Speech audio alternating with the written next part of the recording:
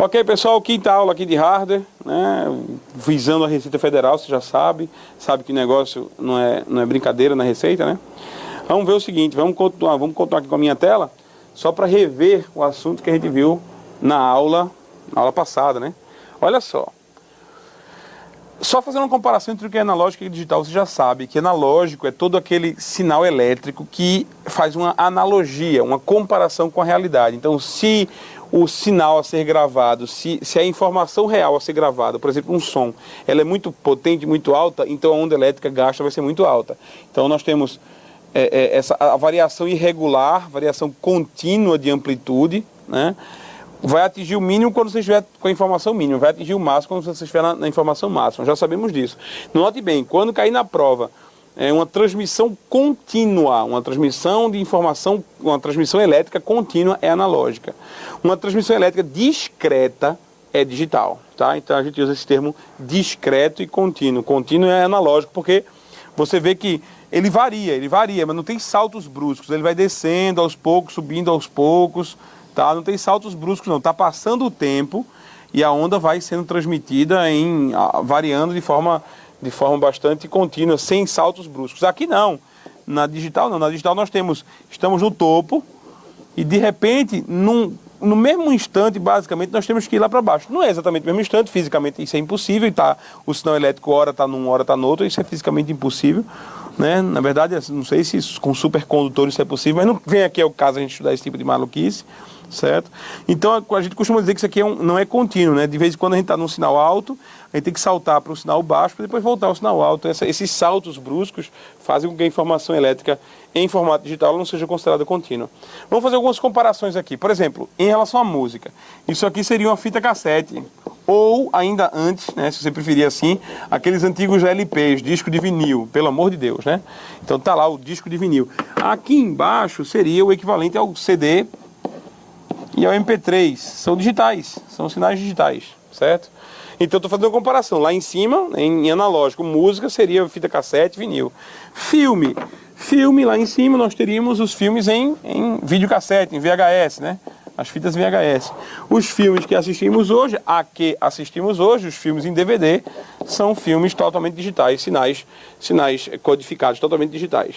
Que outra coisa mais? Tem telefone, por exemplo. Aqui em cima seria o telefone convencional. Aqui seria o telefone fixo. A maioria dos operadores de telefonia fixa do país usa analógico ainda, sinais analógicos. Aqui seria o telefone celular. Então o telefone celular, ele transmite sinais completamente digitais. Então ser digital não é apresentar dígitos como a tela do reloginho. Eu achava, quando eu era pequeno, que relógio digital era chamado digital porque ele mostrava dígitos na tela e não ponteiros. Então é um conceito interessante, mas é um conceito errado. Eu erraria a prova, se fosse fazer uma prova. Então o digital é transmitir energia elétrica de forma discreta, transmitir energia elétrica codificada em dois possíveis sinais. Ou 0 ou 1, né? Ou ausência de sinal elétrico ou presença de sinal elétrico, tá?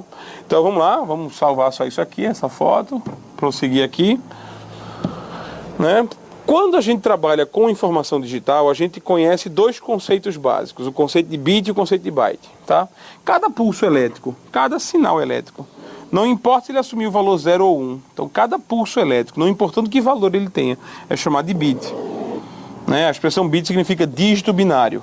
É um dígito, ou seja, é um sinal, um único sinal, que é conhecido como binário porque só pode assumir dois valores. Então, cada 0 e cada 1 é um bit.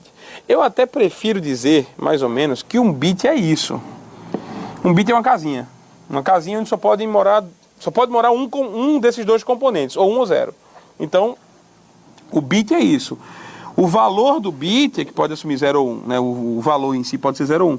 Mas o bit é uma casinha que só tem espaço para mostrar o 0 ou 1. Então aqui pode ser 0? Pode. Mas aqui também pode ser 1. Pode ser 1 também. Certo? Ou um ou outro, na verdade. Certo? Então um bit é o espaço necessário para armazenar o 0 ou 1. Quando você reúne 8 desses bits, você forma um byte. Certo? Um byte é uma reunião de necessariamente 8 bits. Aqui eu dei um exemplo, ó. Não é exatamente essa combinação não, então lembre-se bem, um byte, assim como um bit é uma casinha só, né, quando eu desenho um byte, eu desenho um byte da seguinte maneira. Certo? Tu botou C, Jonathan, por favor. Eu desenho um byte assim. Oh, perdão, novo. Eu desenho um byte assim, pessoal. Deixar bem claro isso. 1, 2, 3, 4, 5, 6, 7, 8. Ok? Então, um byte é o espaço necessário em memória, ou qualquer que seja o item a ser analisado, mas em memória normalmente, para armazenar 8 pulsos elétricos, 8 bits. Cada um desses pulsos elétricos pode assumir, cada um dessas casinhas pode assumir dois valores, ou 0 ou 1. Então você tem 1, 2, 3, 4, 5, 6, 7, 8 casinhas, tudo certo. Isso aqui é um byte. Tá? Não importando, lembre bem, não importando quais valores essas casinhas tenham. Porque, por exemplo, a casinha pode assumir o seguinte valor, né? Pode ser 00, 01, 11, 00, por exemplo, é um exemplo de combinação. Como pode ser outra combinação qualquer. Pode ser 01, 11, 01, 10, por exemplo, outra combinação qualquer, não importa. O que importa é que um byte é o espaço necessário para armazenar 8 bits. É o espaço necessário para armazenar 8 desses pulsos elétricos, certo? Vamos brincar da seguinte maneira agora. Vou apagar aqui. Estou apagando as paredes do bit também, dos bits aqui entre os bits, mas vamos lá. Então,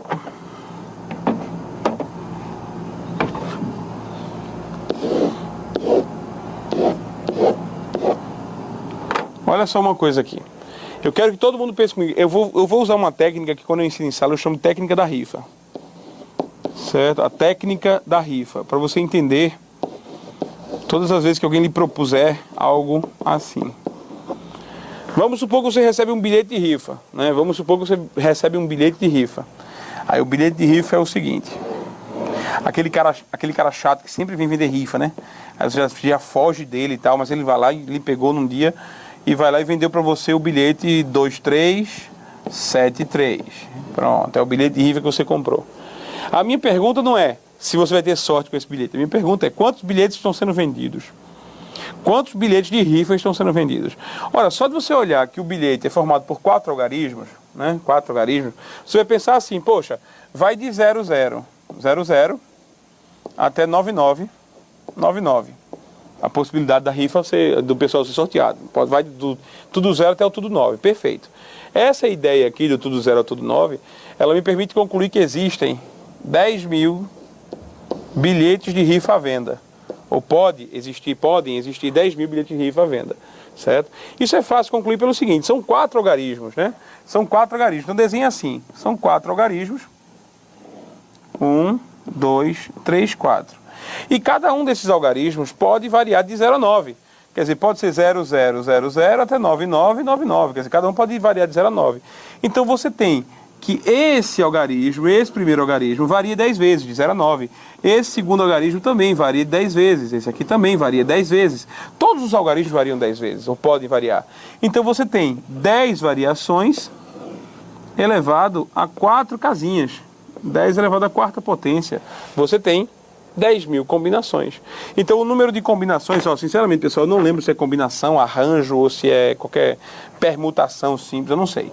O Sérgio é que sabe falar isso aí.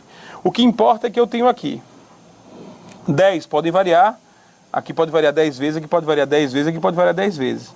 Então você tem, na verdade, o que? 10 vezes 10 vezes 10 vezes 10 variações. Porque a variação de uma casinha não influencia na variação da outra. Não tem obrigatoriedade de não repetir. Então é 10 elevado à quarta potência. É sempre isso. Para você descobrir esse número de combinações possíveis aí, é sempre multiplicar, é sempre elevar a variação de cada casinha pelo número de casinhas possíveis. Então, eu comprei um bilhete, infelizmente, eu comprei um bilhete dentre 10 mil. Então eu vou ter uma chance em 10 mil para ganhar aquela rifa. Mas não é isso que me importa, eu quero mostrar isso, porque quando a gente fala em byte, bit, a gente chega a essa conclusão aí, ó. Dá uma olhada. Me acompanha aqui. Eu sei que tem uma técnica para apagar isso aqui direto. Aprendi, ó, só tava lembrando da técnica que eu aprendi quando eu fui fazer o treinamento com essa lousa. Olha só. Atenta para o seguinte. Eu tenho um byte. Um byte é um conjunto de 8 casinhas. 8 casinhas que cada casinha pode variar entre 0 e 1 apenas. Então você tem aqui, alguma coisa vai aparecer aqui, pode ser 0, alguma coisa vai aparecer aqui, pode ser 1. Mas eu quero perguntar, quantas vezes um byte pode variar? Em quantas variações um byte pode se apresentar? É fácil. Cada casinha varia 2 vezes. Né? Cada casinha varia 2 vezes. E você tem 8 casinhas independentes, que não precisam necessariamente se repetir ou não. Não tem a obrigatoriedade disso. Então, 2 elevado a 8 combinações. Um byte, ele pode ir de 00, 00, 00, 00, até tudo 1. 256 combinações possíveis. 2 elevado a 8. 256 combinações. Então, um byte é o espaço necessário na memória, é o espaço necessário em qualquer memória para armazenar 256 combinações diferentes, 256 tipos de dados diferentes. O alfabeto da gente, por exemplo, todo o alfabeto da gente, ele cabe num byte. Quer dizer, cada letra do nosso alfabeto, não todo o alfabeto, mas cada letra do nosso alfabeto pode ser representada por um byte simples. Porque 256, imagina, vamos fazer um exemplo aqui, né? 01, 00, 00, 01. Isso aqui, 1, 2, 3, 4, 5, 6, 7, 8, é isso mesmo. Isso aqui é letra A maiúscula. Isso aqui é letra A maiúscula. Né? 01, 00, 00, 1, 1. Isso aqui é letra C maiúscula. Certo? Então, ou seja, cada letra do nosso alfabeto pode ser armazenada num byte só. Por quê? Porque o total de informações que um byte consegue armazenar, dá para abraçar todo o nosso alfabeto, dá para abraçar os símbolos que a gente digita, dá para abraçar tudo. Então, um byte é o espaço necessário para armazenar uma letra. Um byte é o espaço necessário na memória para armazenar uma letra do nosso alfabeto. Certo? Isso é um termo geral, uma ideia genérica, certo? Mas, assim, é quase como se fosse virou uma verdade universal. Hoje em dia, a gente armazena até as letras em mais do que um byte. Às vezes precisa mais do que um byte. Mas, no geral, é isso. Um byte é a quantidade de informação específica necessária para armazenar apenas uma letra do nosso alfabeto. E por quê? Porque um byte varia tantas vezes que dá para cada combinação representaria uma letra. Né? A letra A seria representada desse jeito, a letra C desse jeito, a letra Z minúscula seria de outro jeito. Né? Então, nós temos como representar tudo que a gente escreve usando apenas um único byte para cada caractere, para cada letra que a gente escreve, certo? É isso que está descrito nos próximos slides. O que está descrito nos próximos slides é o seguinte: para que serve bit e byte? Para que serve bit e byte? São unidades de medida. Bits e bytes são unidades de medida.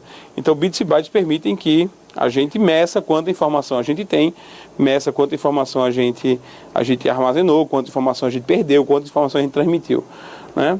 Então está aqui, um byte é a quantidade de informação necessária para armazenar uma letra do nosso alfabeto, certo?